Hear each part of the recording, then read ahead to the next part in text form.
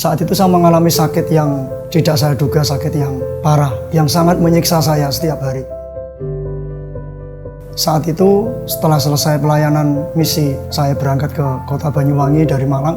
Pulang dari sana, tiba-tiba saya didiagnosa paru-paru sebelah kanan saya tiba-tiba ada lubang yang sangat besar.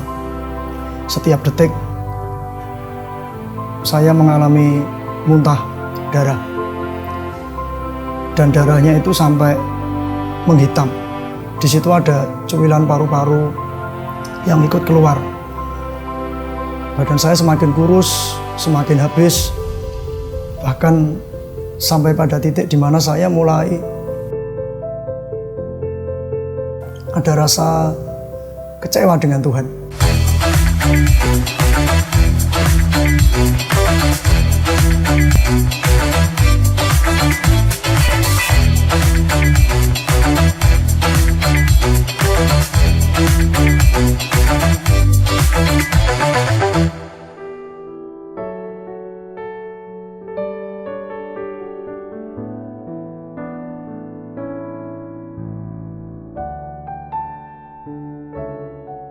Menginspirasi hidupmu melalui kisahku.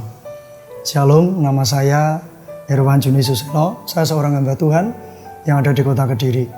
Saya ingin menyaksikan cinta kasih Tuhan yang luar biasa dalam hidup saya dan keluarga saya. Di dalam hidup saya mengalami dua titik terendah ketika saya mengikut Tuhan.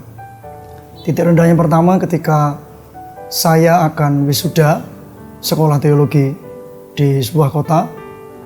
Saat itu saya mengalami sakit yang tidak saya duga, sakit yang parah, yang sangat menyiksa saya setiap hari. Saat itu setelah selesai pelayanan misi, saya berangkat ke kota Banyuwangi dari Malang. Pulang dari sana, tiba-tiba saya didiagnosa paru-paru sebelah kanan saya tiba-tiba ada lubang yang sangat besar. Setiap detik saya mengalami muntah darah, dan darahnya itu sampai menghitam. Di situ ada cuilan paru-paru yang ikut keluar. Badan saya semakin kurus, semakin habis, bahkan sampai pada titik di mana saya mulai ada rasa kecewa dengan Tuhan. Sebab janji Tuhan di awal, Tuhan memanggil saya untuk melayani Tuhan sepenuh waktu, tetapi mengapa ketika akan wisuda saya mengalami sakit penyakit ini. Terlebih ketika saya mengalami sakit ini, saya di asrama, saya disuruh pulang oleh pihak asrama di sekolah sana sebab saya harus dekat dengan orang tua karena pembiayaan yang lumayan ketika itu.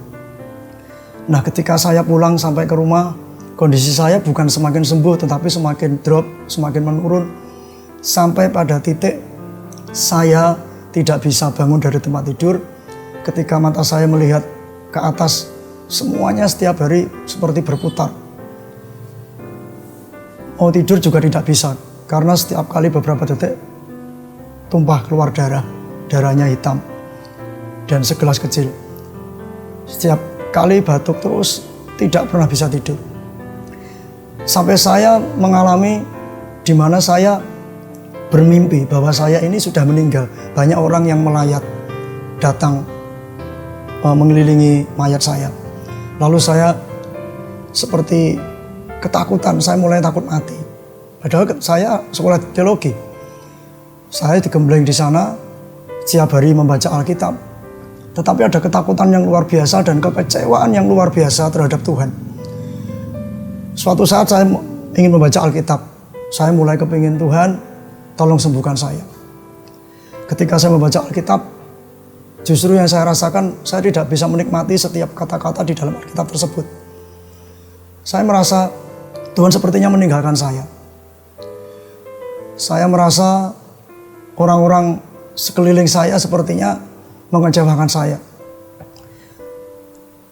Ketika saya dikuasai oleh kekecewaan, setiap hari saya menggerutu, keputusasaan yang luar biasa saya alami. Lalu saya mulai berpikir, lebih baik mati. Lebih baik saya berhenti untuk melayani Tuhan. Toh ternyata ke depan juga tidak mungkin ada masa depan. Sampai ada tetangga saya itu lewat, beberapa orang mengatakan, Irfan tidak mungkin sembuh itu. Sepertinya pasti mati. Saya semakin terpuruk, semakin sedih. Hati saya rasanya tidak karuan, putus asa. Tuhan, apakah Engkau masih ada, Engkau hidup? Dalam titik terendah tersebut, saya sudah tidak mau membuka Alkitab lagi. Saya juga tidak mau berharap kepada siapapun lagi. Saya tidak mau minum obat. Justru saya minta Tuhan, sudah saya mati saja. Di situ tidak ada pikiran lagi untuk melayani Tuhan. Tidak ada pikiran lagi untuk bagaimana masa depan saya. Dalam pikiran saya hanya ada satu. Sudah Tuhan, kalau begitu saya mati saja. Mungkin memang berhenti hidup saya sampai di sini.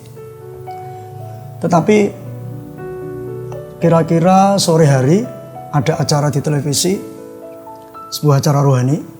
Nah, ketika saya membuka pintu kamar, saya mendengar pengkhotbah di televisi tersebut berkata, hidup matimu dikuasai lidah. Kalau engkau berkata engkau mati, engkau akan mati. Kalau engkau mengandalkan imanmu kepada Tuhan Yesus, engkau akan hidup. Hati-hati dengan perkataanmu. Tidak tahu kenapa ketika saya mendengarkan pengkhotbah tersebut di televisi. Ketika itu sekitar tahun 2002. Saya menangis.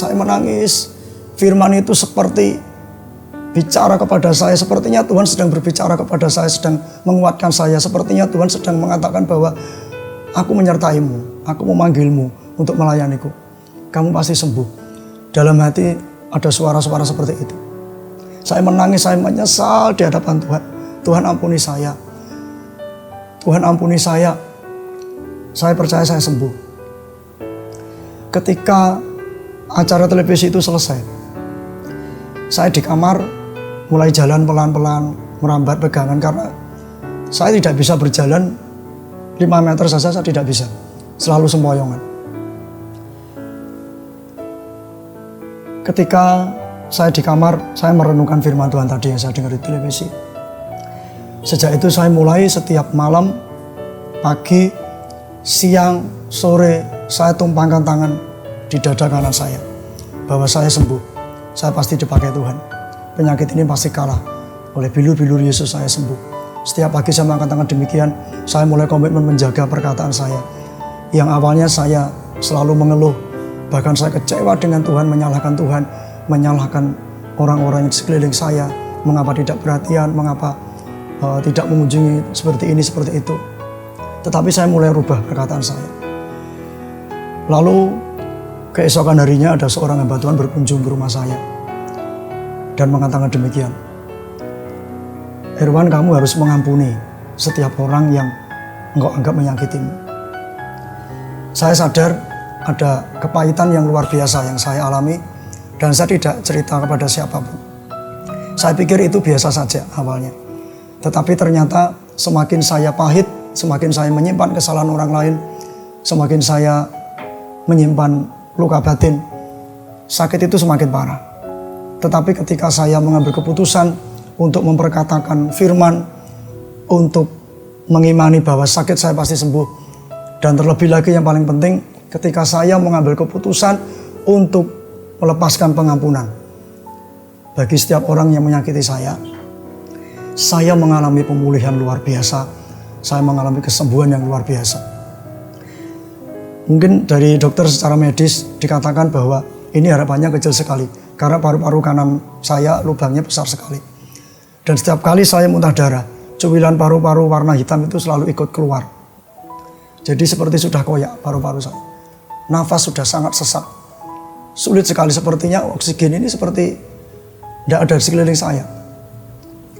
Nah, ketika saya memperkatakan iman, saya mulai menumpangkan tangan terus di dada saya pasti sembuh, saya pasti sembuh. Lalu saya bertindak dengan iman, saya mulai doa pagi lagi, saya mulai menyembah Tuhan, malam menyembah Tuhan, saya jaga mulut saya. Berangsur-angsur selama sekitar 1,5 tahun, saya mengalami berat badan saya mulai naik. Saya mengalami kesembuhan yang luar biasa. Loh, kok tidak sesek lagi? Saya buat jalan 5 meter, 10 meter. Bahkan saya buat jalan santai setiap pagi saya keluar rumah, keliling kampung, sudah tidak sesek lagi. Kesembuhan itu berangsur-angsur mulai saya alami.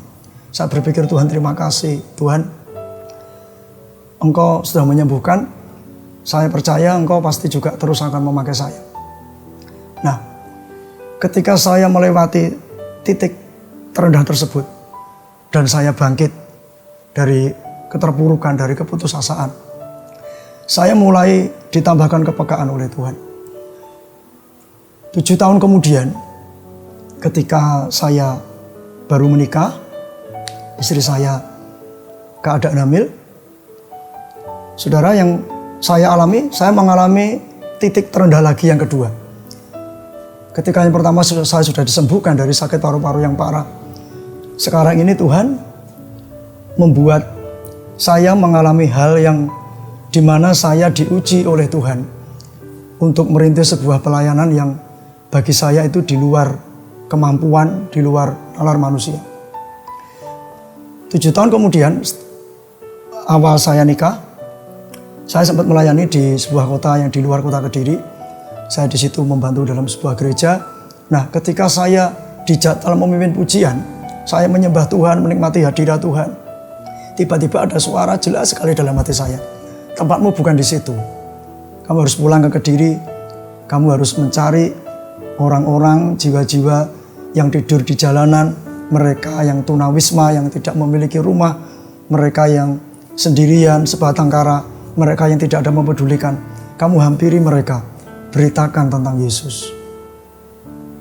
Beritakan tentang kasih Tuhan, bahwa Tuhan mengasihi mereka. Awalnya saya ragu dengan suara itu. Saya tetap menyembah Tuhan dalam hadirat Tuhan. Saya sempat berpikir, Tuhan, kalau memang itu visi panggilan dari Engkau secara khusus dalam pelayanan saya dan istri, saya minta peneguhan. 3 hari kemudian ada sebuah KKR, pembicaranya dari luar negeri. Saya ngomong sama Tuhan, Tuhan, kalau memang 3 hari yang lalu itu adalah suaramu, adalah dorongan rohmu untuk saya pulang ke Kediri, melayani pelayanan khusus ini, harus pergi ke jalanan, tolong Tuhan gerakkan pembicara tersebut, meskipun tidak kenal, untuk meneguhkan apa yang Engkau mau, apa yang Engkau kehendaki. Benar saudara, yang terjadi, saya duduk paling belakang. Saya sengaja ketika ada altar call, saya tidak maju ke depan. Saya sengaja berdiam diri di paling belakang. Ya, di situ ada sebuah hall yang sangat besar, pesertanya ratusan, banyak sekali. Nah, tiba-tiba setelah firman Tuhan disampaikan, pembicara ini berjalan ke belakang. Pembicara ini menghampiri saya, tiba-tiba menumpangkan tangan di atas kepala saya dan berkata demikian, apa yang Tuhan sudah suruh, segera lakukan, jangan ditunda-tunda. Saya langsung menangis di situ, menjadi Tuhan. Sekarang saya yakin bahwa 3 hari yang lalu itu memang Tuhan sedang menyuruh saya untuk memulai sebuah pelayanan di kota Kediri. Nah, saudaraku, saya akhirnya mengambil keputusan untuk pamit kepada gereja setempat di kota tersebut. Saya pamit, saya mulai ke Kediri. Saya memulai dengan istri saya dalam keadaan hamil. Kami mulai melayani, menghampiri, ada komunitas kumpulan orang-orang yang tidur di jalanan, para pengemis, orang-orang tunawisma. Di sana kami menjumpai ada beberapa orang sedang berkumpul. Dan kami mulai membagi nasi dengan uang yang ada. Padahal saat itu kami juga tidak mempunyai pekerjaan tertentu untuk mendapatkan uang. Apa yang kami punya, kami mulai ajak mereka makan. Nah, titik terendah yang kami alami ketika kami melayani mereka. Suatu malam, kira-kira hari yang keempat, kami menghampiri di pemukiman mereka kembali, di pinggir jalan, di emper toko begitu. Tiba-tiba ada seorang bayi, kira-kira usia 7-9 bulan, itu tergeletak di tengah-tengah trotoar. Dengan kondisi perut yang besar membiru. Itu jam 10 malam. Nah, karena saya sebagai hamba Tuhan, pelayan Tuhan yang sudah dididik berapi-api bagaimana harus memberitakan kasih Tuhan dengan kuasa kesembuhan Tuhan yang saya percaya masih berlaku sampai zaman ini. Yang saya lakukan adalah menumpangkan tangan saya di atas perut bayi ini dengan harapan dalam nama Tuhan Yesus, Tuhan beri kesembuhan buat perutnya kempes. Nah, setelah saya buka mata yang terjadi, loh ternyata nggak sembuh. Tuhan ini bagaimana? Uang kami sudah habis. Bagaimana jika bayi ini meninggal dunia? Tiba-tiba dalam hati saya ada suara kecil sekali, lembut sekali berbicara seperti ini, bawa ke rumah sakit. Oh, saya kaget. Ketika saya buka dompet saya tinggal 5.000, saudara. Saya rundingkan dengan istri saya, ini bagaimana? Apakah kita harus bawa ke rumah sakit? Kami mulai mencoba untuk terus taat apa yang Tuhan tuntut, apa yang Tuhan suruh. Akhirnya bayi ini kami bawa ke rumah sakit. Lalu ada kedua orang tuanya yang juga kerja di jalanan. Mereka mengemis, memulung, tidur di jalanan juga. Dan mereka tidak pernah mandi, tidak pernah gosok gigi, saudara. Ketika kami bawa bayi ini ke rumah sakit, ternyata tidak berhenti sampai di situ.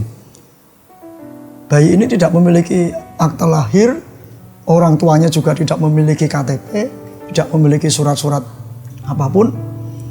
Nah, kami harus mengurus dengan naik sepeda onrel, ya istilahnya bukan sepeda motor. Saat itu kami hanya memiliki sepeda onrel.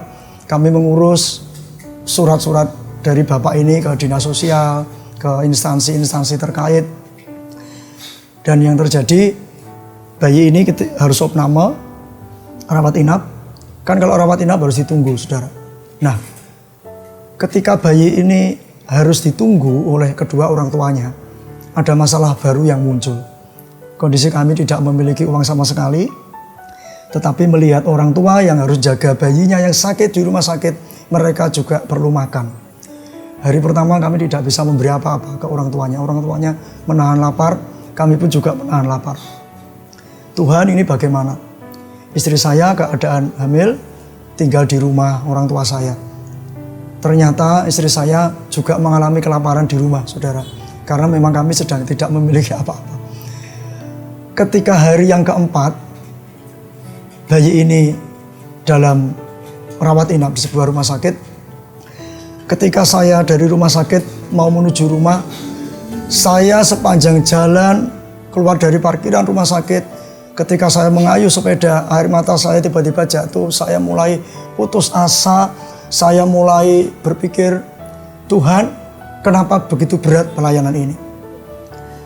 Saya nangis, Tuhan, saya tidak kuat. Kami sepertinya tidak kuat lagi meneruskan pelayanan ini. Memang benar kami dipertemukan jiwa-jiwa ada sekitar 10 lebih. Dan mereka mau untuk menerima kasih Tuhan. Mereka mau diselamatkan. Tetapi secara materi, secara ekonomi, sepertinya ke depan secara manusia tidak ada harapan. Dalam keadaan saya putus asa, saya mengayuh sepeda dengan air mata yang terus mengalir, saudara. Saya tidak langsung pulang. Saya berhenti di sebuah taman, dan sebelah taman itu ada ruko, beberapa ruko begitu. Saya bersandar di ruko tersebut dalam keadaan saya masih berperang dalam pikiran saya, Tuhan, ini pelayanan mau saya teruskan atau berhenti? Sepertinya berat sekali ke depan. Nah, saudara, ketika itu saya teringat kata-kata teman saya yang beberapa hari sebelumnya. Teman saya ini juga seorang pelayan Tuhan, rekan yang baik, menghampiri saya, mengunjungi saya. Rekan saya bicara begini, kenapa kamu melayani orang-orang yang di jalanan yang mereka tidak punya uang, mereka tidak bisa memberi apa-apa? Coba pikirkan istrimu sedang hamil, nanti masa depanmu bagaimana? Sedangkan kita ini kan pendeta, hamba Tuhan itu, kita tahu hidupnya dari persembahan, katanya seperti itu. Kata-kata itu bukan justru menguatkan saya, justru melemahkan saya. Saya merasa, apa iya sih hamba Tuhan, pelayan Tuhan itu hidupnya memang benar dari persembahan. Kata-kata itu terus terngiang, apalagi dalam keadaan ketika Saya sendiri bingung. Orang tua anak kecil, anak bayi tadi yang diom namu bagaimana makannya. Istri saya di rumah juga belum makan. Saya sendiri ketika itu juga belum makan karena memang tidak punya uang sama sekali. Dalam keadaan titik terendah saya hampir saja memutuskan untuk berhenti melayani Tuhan. Kembali lagi rasa kekecewaan itu muncul. Kekecewaan kepada Tuhan. Tuhan, apakah melayani Tuhan itu harus seperti ini? Penderitaannya apa memang harus seperti ini? Kok sepertinya kok masih berbahagia orang-orang yang tidak mengenal Tuhan. Saya melihat banyak orang lalu lalang, mereka dengan tertawa, punya sepeda motor, mereka dengan punya penghasilan yang pasti. Sepertinya kok mereka lebih berbahagia daripada kami yang melayani Tuhan. Saat itu pikiran saya seperti itu.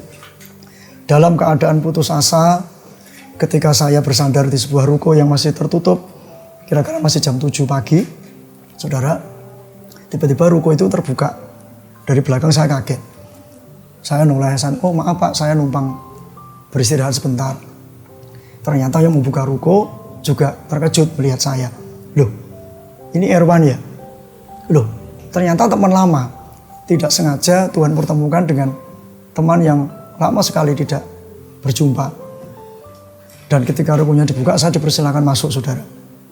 Saya duduk di situ, saya lihat ini sebuah depot. Teman saya ini berkata begini, kamu melayani apa? Pelayananmu seperti apa? Saya cerita, sedang melayani orang-orang yang di bawah kolong jembatan, orang-orang di pinggir toko. Nah sekarang ini ada seorang bayi yang di rumah sakit sedang dirawat inap. Dan orang tuanya yang menjaga di sana sudah hari yang keempat. Nah Tuhan itu ajaib. Tuhan Yesus tidak pernah meninggalkan hamba-hambanya yang melayani sungguh-sungguh. Tuhan menjamin setiap kita yang memang disuruh oleh Tuhan untuk melakukan tugas mulia dari Tuhan. Saya dalam keadaan putus asa ketika itu, dalam keadaan ingin mengakhiri pelayanan, hampir saja saya memutuskan untuk tidak melayani Tuhan lagi.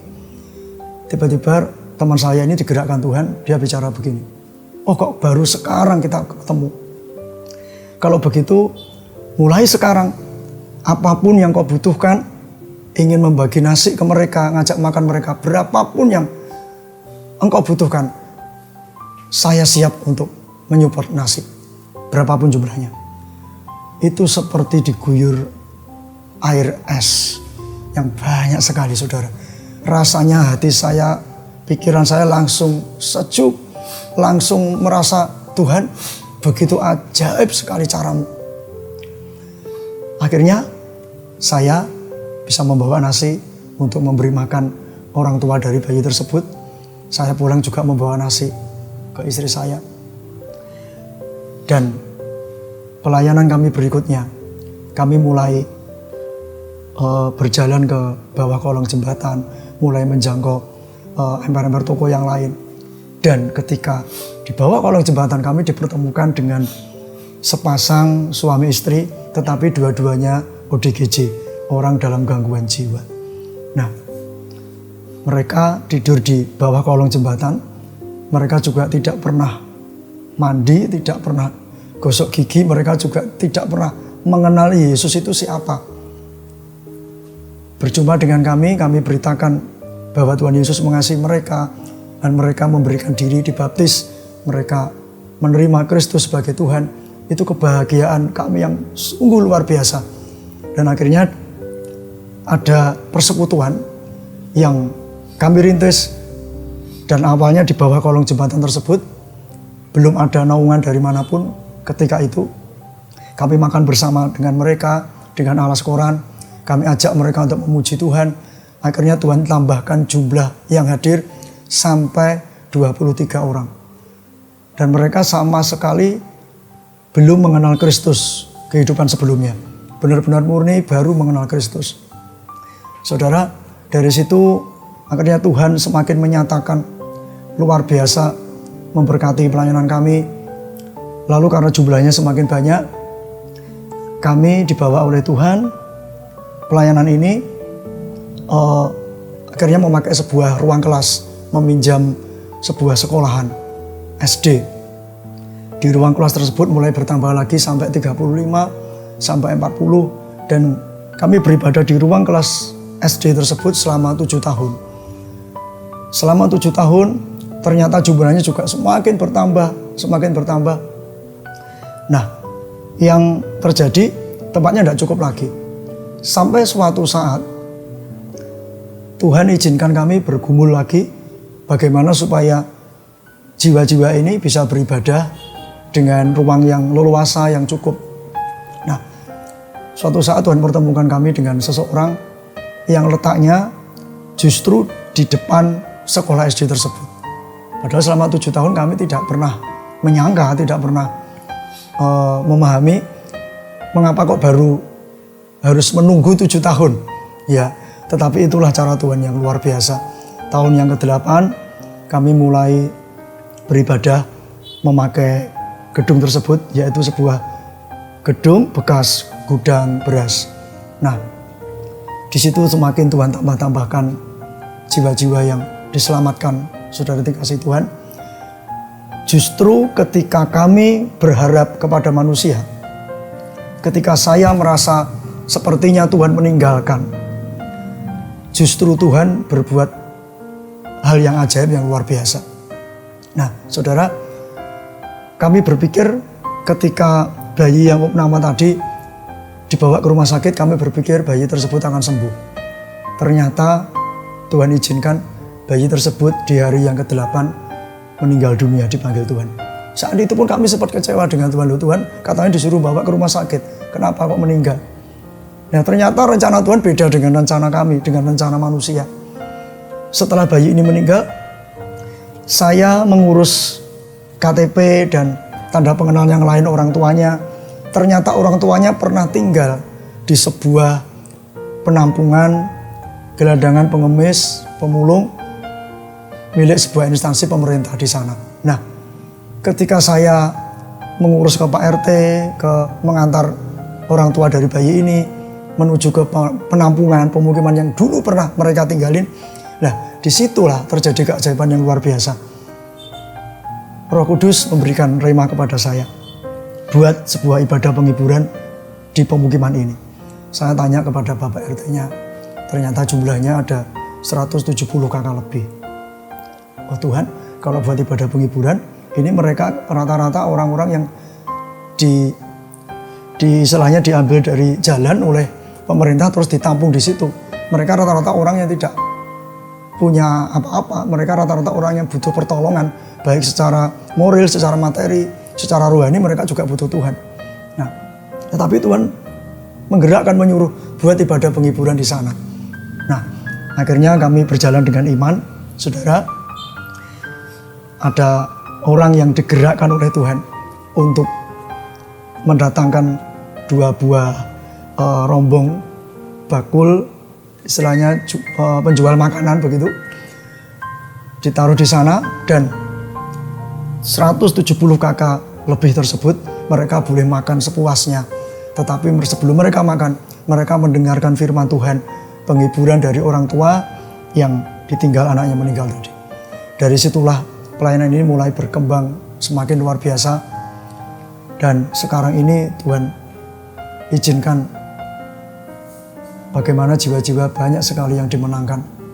Anak-anak muda, anak-anak kecil, bahkan orang-orang tua yang lansia, yang sebatang kara, Tuhan mulai kembangkan lagi untuk melayani, dipertemukan Tuhan dengan komunitas jiwa-jiwa yang mengalami cacat fisik, disabilitas, tetapi keadaan keluarganya tidak mampu. Saudara, kami membuktikan bahwa melayani Tuhan itu hidup kami dipelihara bukan dari uang persembahan. Kita melayani Tuhan ternyata memang murni Tuhan memelihara sempurna, walaupun tidak melalui persembahan gereja. Jadi ketika kami melayani Tuhan dengan tulus, melayani Tuhan dengan sukacita, peka apa yang Tuhan mau, kami melangkah dengan iman. Yang terjadi, hidup keluarga kami, tim kami yang sampai sekarang ini semuanya dipelihara Tuhan dengan luar biasa. Semuanya mengalami mujizat demi mujizat yang luar biasa. Bahkan jiwa-jiwa yang kami layani, mereka notabene rata-rata belum mengenal Kristus. Mereka juga dipulihkan, mereka disembuhkan, mereka dilepaskan dari ikatan roh-roh jahat. Mereka mengalami kemerdekaan yang luar biasa di dalam Kristus. Demikian perjalanan saya yang luar biasa bersama Tuhan Yesus yang dahsyat. Menginspirasi hidupmu melalui kisahku.